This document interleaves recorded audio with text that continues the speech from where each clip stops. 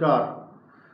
आज एक बहुत दिव्य मंत्र जिसकी दिव्य शक्ति है, और दिव्य मंत्र इसलिए कह रहा हूँ कि सभी मनोकामनाओं को पूर्ण करने वाला ये मंत्र है।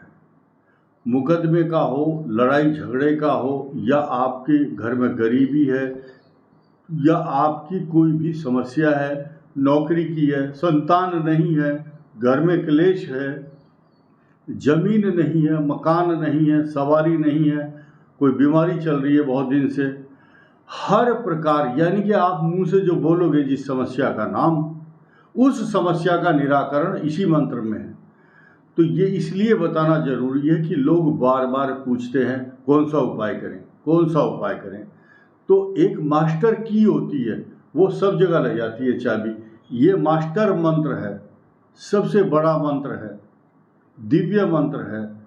गायत्री मंत्र और महामृत्युंजय मंत्र का अपना अलग महत्व है, वो सबसे बड़े मंत्र हैं, लेकिन वो सकाम भक्ति और निष्काम भक्ति के लिए बड़े बड़े ब्राह्मण, देवता, ऋषि, मुनि करते हैं। लेकिन जो गृहस्थ जीवन में लोग फंसे हुए हैं, जिनके काम रुके हुए हैं, किसी की नौकरी, किसी का विवाह, किसी के बच्चे नहीं है, किसी में झगड़ा है, पति पत्नी का विवाद है, हर प्रकार की समस्याओं का ये मास्टर मंत्र आपके लिए जीवन का सर्वश्रेष्ठ मार्गदर्शक बनेगा।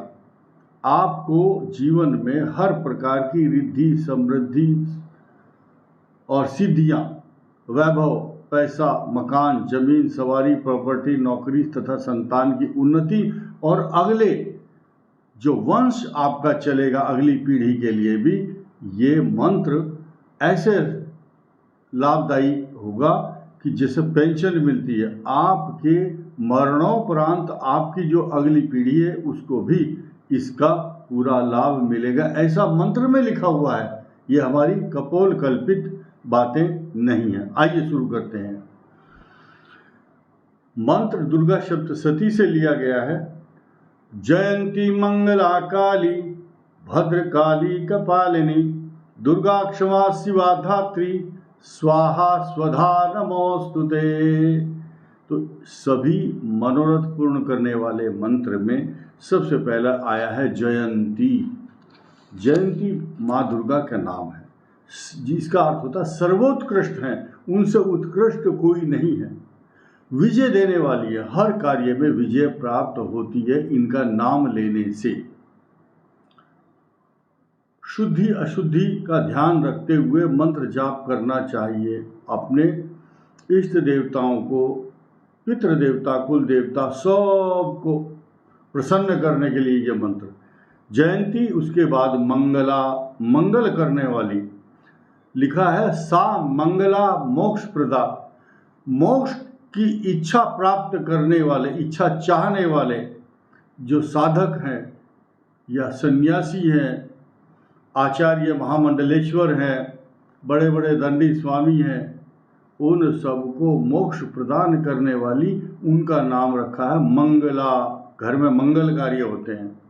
सर्व मंगल मांगल्ये शिवे सर्वार्थ साधिके शरण्य त्र्यंबके गौरी नारायणी नमोस्तुते, इसलिए इनका नाम मंगला रखा गया है।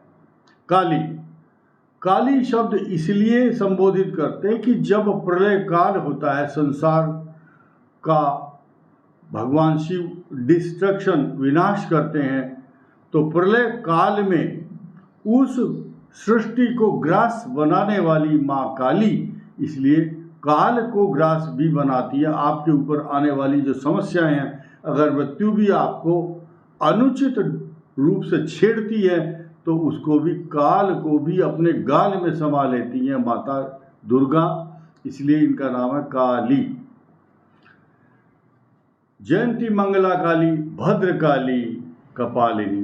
भद्रकाली इसलिए भद्रम करणे भी शृणुयाम एक मंत्र है, तो यानी कि जो भक्तों को सुख देती है ऐसी माता को भद्रकाली कहा गया है। और कपालिनी, हाथ में कपाल और गले में मुंडमाला, ऐसा स्वरूप है, इसलिए माँ का नाम रखा है कपालिनी। और ये कपाल और गले में मुंडमाला क्यों है? ये एक तरह का फॉर्मेशन साइन है माता दुर्गा जी का, चिन्ह है, और शत्रुओं के लिए एक आहट और चेतावनी इसलिए है कि भाई अगर तुम पाप करोगे तुम्हारा ये हाल होगा।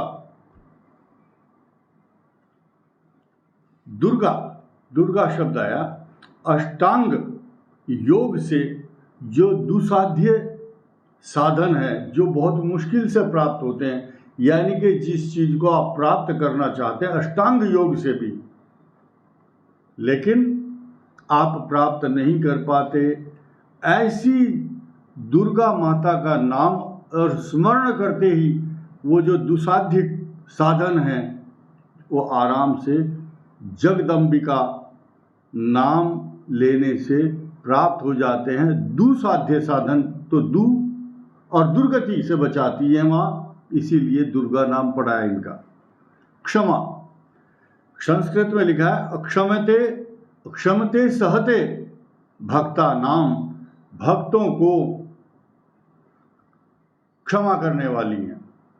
कितना ही पाप कर रहा है भक्त तो उसको क्षमा दान देना, बशर्ते कि क्षमा याचना मंत्र आप बोल दें, माता मुझे क्षमा करना। क्षमा प्रार्थना मंत्र भी है, आवाहनम न जानामि विसर्जन, पूजाम चैव न जानामि क्षम्यताम परमेश्वरी, मंत्रहीनम क्रियाहीनम भक्तिहीनम सुरेश्वरी, यत् पूजितम मया देवी परिपूर्णम तदस्तु मे। हे माता, हमसे अगर कोई त्रुटि हुई है उसको आप परिपूर्ण समझे, हम अज्ञानी हैं, आवाहनम और विसर्जन करना नहीं जानते, इसीलिए माता को अक्षमते सहते भक्ता नाम, भक्तों को क्षमा कर देती हैं, इसका नाम 7वां नाम है क्षमा। 8वां है शिवा। शिव शब्द का मतलब है कल्याण करने वाले, और शिवा का मतलब माँ कल्याण करने वाली हैं। और इस संसार के जितने प्रपंच हैं, जैसा स्वरूप जिसको दिखाना है वैसा ही दिखाती हैं, इसका नाम है प्रपंच धारण करने वाली। प्रपंच स्वरूप है माता का, क्यों? यानी कि दाड़ीमी कुसुमोपमा ये शब्द आया है, जब राक्षस को खाती हैं तो बताती है, खाती नहीं है, कि दांत जो है अनार के दाने के समान, या विकराल रूप तलवार लिए हुए, खड्ग, चक्र, गदा, हर प्रकार के स्वरूप है, इसलिए जो जैसा चाहता है वैसा ही स्वरूप उसको दिखाती है। ये प्रपंच है शब्द का अर्थ। उसके बाद शिवा, इसलिए बताया शिवा के बाद है धात्री। धात्री मतलब हर प्रकार का स्वरूप जानती है माता, वो माँ को धात्री कहा गया है। धात्री हर प्रकार के कार्यों में, कष्ट में, दुख में, संकट में, घोर विपत्ति में माँ धात्री अपने प्रपंच से, अपने स्वभाव से उनको कल्याण करती है। उसके बाद आया स्वधा। स्वधा और स्वाहा। शिवा धात्री स्वाहा। स्वाहा अग्नि में स्वाहा शब्द बोलने के बाद, स्वाहा शब्द जब बोलते हैं, अग्नि की अर्धांगिनी स्वाहा है, और भगवान कृष्ण ने उनको आशीर्वाद दिया है कि जब तक स्वाहा शब्द नहीं बोला जाएगा, जिस देवता के निमित्त आप अग्नि में आहुति समर्पित कर रहे हैं उनको प्राप्त नहीं होगी, इसलिए हर मंत्र में स्वाहा बोलने का विधान कहा गया है। यज्ञ का जो भाग है, माँ स्वाहा जो है, स्वाहा माता हैं, अगर उनका नाम लेते हैं तो उस स्वाहा शब्द के बोलने से जिस देवता का पोषण करना है, जिसका यज्ञ भाग हविष्यान्न जिसको देना है, माँ स्वाहा जो है दुर्गा के स्वरूप में उनको प्रदान करती हैं। एक सबसे महत्वपूर्ण बात अब स्वधा पर आएगी। स्वधा को समझ लिया तो आपने सब इस मंत्र की जो सबसे बड़ी महत्ता है, इस मंत्र का सबसे बड़ा जो भी लाभ लेना चाहते हैं तो वो इससे मिलेगा। स्वधा को समझिए। यानी कि जब हम कोई श्राद्ध, तर्पण और पिंडदान, पितरों के प्रति जो भी अपना नैमित्तिक कर्म करते हैं, श्राद्ध कर्म करते हैं, श्रद्धया क्रियते इति श्राद्धम, श्रद्धा से जो करते हैं, तो माँ दुर्गा स्वधा के रूप में उन देवताओं और पितरों के नाम का आपके जो भी द्वारा दिया गया आहुति और हविष्यान्न है, पूजा का अन्न है, वो अग्नि देवता को के माध्यम से जो माँ स्वधा हैं, माँ दुर्गा, वो उन देवताओं को प्रसन्न करने के लिए स्वयं एक मार्ग बन जाती हैं, स्वयं माध्यम बन जाती हैं। इसलिए इस मंत्र को एक बार और मेरे साथ बोलेंगे तो आपको आदत पड़ेगी। ढोंग करो, 1 महीने तक ढोंग करना है, ढोंग करते करते ही ढंग आ जाएगा। इसीलिए इस मंत्र को बोलिए। ओम जयंती मंगला काली भद्रकाली कपालिनी दुर्गा क्षमा शिवा धात्री स्वाहा स्वधा नमोस्तुते। दुर्गा माँ जगदम्बे आप सभी के ऊपर अपनी कृपा करें और आपके सभी मनोकामनाएं पूर्ण करें। आपको निरंतर उन्नति प्राप्त हो और आपके घर में किसी भी प्रकार का क्लेश, दुख, भय ना हो। सब तरफ से आप लोगों का मंगल हो। इन्हीं शब्दों के साथ धन्यवाद, नमस्कार।